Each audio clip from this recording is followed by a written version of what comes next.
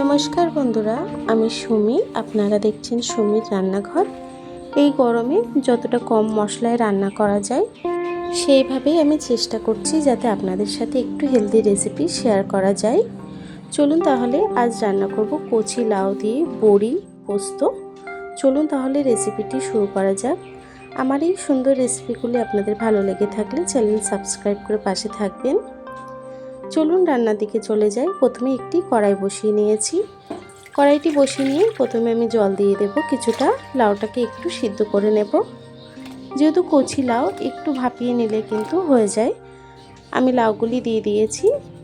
দিয়ে দিলাম সামান্য একটু নুনটিকে দিয়ে আমি লাউটি ঢেকে একটু ভাপিয়ে নেব। দেখুন বন্ধুরা, লাউটি কিন্তু নরম হয়ে এসছে। আমি ভাপিয়ে নিয়েছি। একদমই কচি লাউ, তার জন্য কিন্তু খুব কম সময়ে আমি ভাপিয়ে নিয়েছি। এখন এটিকে নামিয়ে জলটি ঝরিয়ে নেব। কড়াইটিকে আমি আবারও বসিয়ে নিয়েছি। কড়াইটি গরম হয়ে গেছে। দিয়ে দেবো কিছুটা সরষের তেল। রান্নাটি আমি সরষের তেলেই করব। তেলটি গরম হয়ে গেছে। আমি কিছুটা বড়ি ভেজে নেব।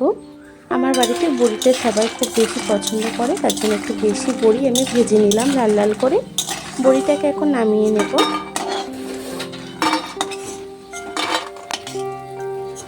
এই তেলের মধ্যেই দিয়ে দেবো 3টে শুকনো লঙ্কা। লঙ্কাটিকে একটু নেড়ে চেড়ে নেব। নেড়ে চেড়ে নেবার পরে যে লাউটি আমি জল ঝরিয়ে রেখেছিলাম সেটিকে দিয়ে দেব। লাউটিকে দিয়ে আবার একটু নেড়ে চেড়ে নেব। 1-2 মিনিট একটু নেড়ে চেড়ে নেব। লাউটিকে আমি 1-2 মিনিট একটু ভালোভাবে নেড়ে চেড়ে নিয়েছি। এখন দিয়ে দেবো একটু আদা বাটা। দিয়ে দেবো স্বাদ মতো নুন। যেহেতু আমি ভাপানোর সময় নুন দিয়েছিলাম, সেই বুঝে নুনটি অ্যাড করবেন।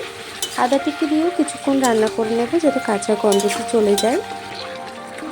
আদাটিকে দিয়েও আমি কিছুক্ষণ নেড়ে চেড়ে নিয়েছি। এখন দিয়ে দেবো পোস্ত বাটা। কোনো রকম হলুদ কিন্তু আমি দিচ্ছি না এই রান্নাটি। পোস্ত বাটাটাকে দিয়েও কিছুক্ষণ রান্না করে নেব নেড়ে চেড়ে। আমি কিছুক্ষণ নেড়ে চেড়ে রান্না করে নিয়েছি। এখন বড়িটি দিয়ে দেব। বড়িটিকে দিয়েও কিছুক্ষণ নেড়ে চেড়ে আমি ঢাকা দিয়ে তরকারিটিকে কিছুক্ষণ রান্না হতে দেব। আমি কিন্তু কোনো রকম তরকারিতে জল অ্যাড করিনি। লাউ দিয়ে যে জলটি উঠেছে সেটি দিয়েই রান্না হচ্ছে। তরকারিটিকে ঢাকা দিয়েও কিছুক্ষণ রান্না করে নিয়েছি। আমি এখন দিয়ে দেবো 1 চামচ ঘি। খুব বেশি সময় কিন্তু এই রান্নাটিতে লাগে না, খুব চটজলদি হয়ে যায়।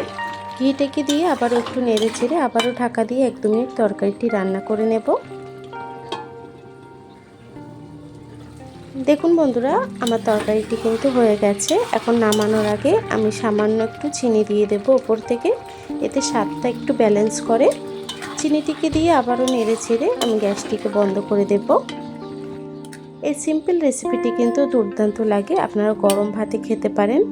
আমার এই সিম্পল রেসিপিগুলি আপনারা অবশ্যই ট্রাই করবেন। কেমন হয়েছে কমেন্ট বক্সে জানাবেন। দেখুন বন্ধুরা, আমার এই তরকারিটি হয়ে গেছে। এই গরমে আপনারা কিন্তু এই রেসিপিটি করে নিতে পারেন। ছোট বড় সবাই খুব পছন্দ করবে, আর এটি খেলে কিন্তু কোনো সমস্যাও হবে না। আপনারাও সবাই ভালো থাকবেন, সুস্থ থাকবেন।